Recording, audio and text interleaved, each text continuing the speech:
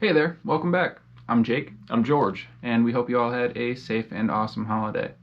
Today we're going to take a quick look at KILLSWITCH Engage and some of the techniques and ideas used throughout their music. We've done 2 playthroughs of their material so far, and we'll be referencing riffs and ideas from both of them, so please go check those out if you haven't already. Alright, let's dig in.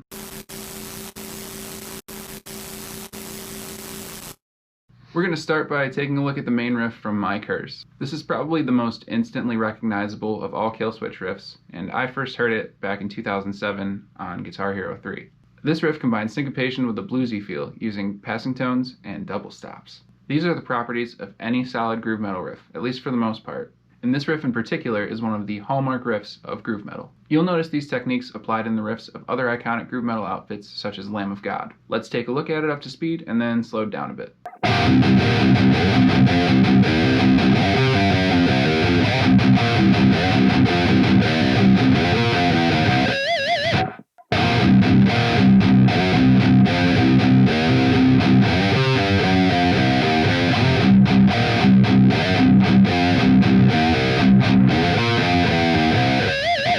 Take note of the chromatic runs at the end of each phrase, as they're what creates the bluesy feel within this riff. When attempting to break from the comfortable 0-3-5 method of writing groovy metal riffs, sprinkling in blues notes and chromatic passing tones can make the riff a bit darker than if you were just using standard diatonic runs. Here's a fun fact: diatonic runs are not only phrases consisting of notes within the key, but also the result of eating Taco Bell while listening to Gregorian chant.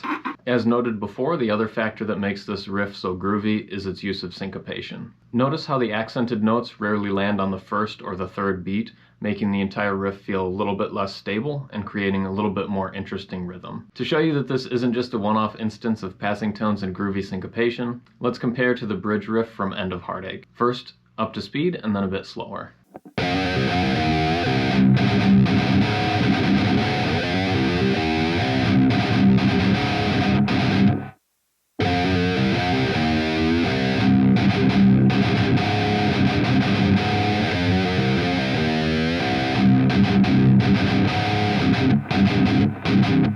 See the similarities: syncopated riffing and tossing in some extra blue notes for some added spice. Follow me on Instagram for some more recipes. Next, we're going to take a look at how KILLSWITCH builds huge melodic choruses to contrast their heavier, darker verse and bridge sections. In the following example, you'll notice how one guitar part holds down the base of the chord, while the other guitar fills in the rest over the top. KILLSWITCH Engage uses this technique often to create very colorful harmonies using extended chords that you wouldn't typically see in metal music. We're going to demonstrate both of the choruses from My Curse and End of Heartache so that you can see this technique in action.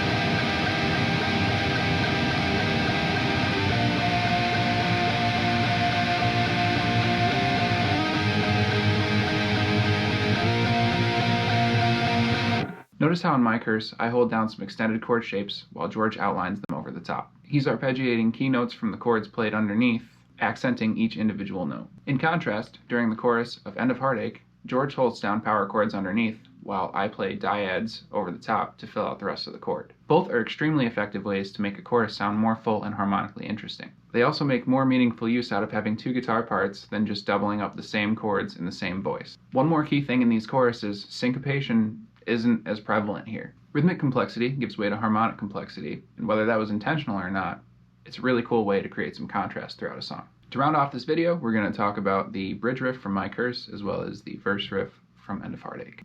What these two have in common is a great use of third harmonies, a la Iron Maiden.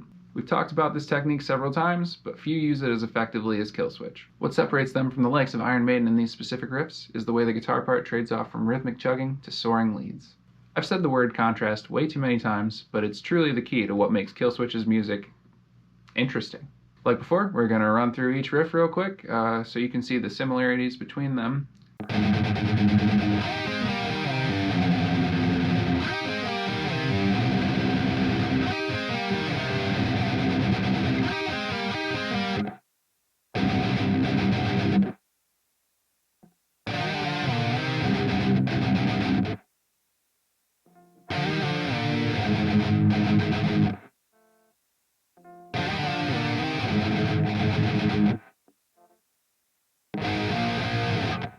These riffs really highlight the versatility of our chosen instrument, being able to seamlessly switch from crushing rhythms to soaring leads at a moment's notice. The possibilities are truly endless. The main takeaways that we got from KILLSWITCH Engage's style are: you can use syncopation and passing tones to create some saucy groove metal riffs. Jake really likes the word contrast, and you should too, especially when it comes to writing riffs. Jazzy extended chords really do have a place in metal and can add some color to a basic chord progression.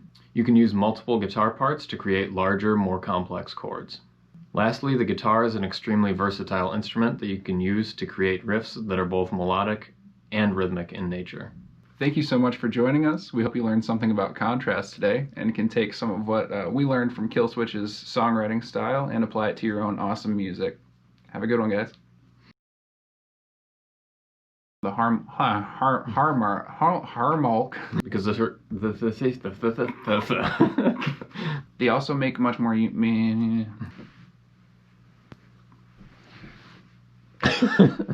Shit. All right, time for a bonus lesson. I got a pasta maker for my birthday, and I made some homemade pasta with some scratch Alfredo sauce for the first time. Oh my god. So here's my Alfredo sauce recipe.